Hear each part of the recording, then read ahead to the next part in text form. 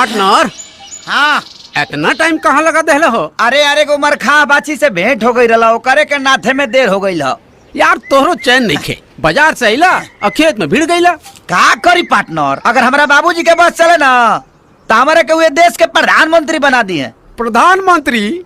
अरे उनकर बस चले ना तो बैल के जगह में तोरे के नाद दी है। ना दी है बाबू, जोत के हंगाइयो दी है। एकदम सही कहा रे। लेकिन पार्टनर, लाल बहादुर शास्त्री जी कह के गए कि जय जवान जय किसान। खेती बाड़ी से बढ़ के दुनिया में कोनो काम ना होला। हाँ खेती बाड़ी? अरे तू पगला गेल बड़े करे, ते जवानी का गोबर गोथार में जियान करे के चाहता रे। हमारा नजरिए से तुम देखोगे तो समझ जाओगे। अरे तोर नजरिया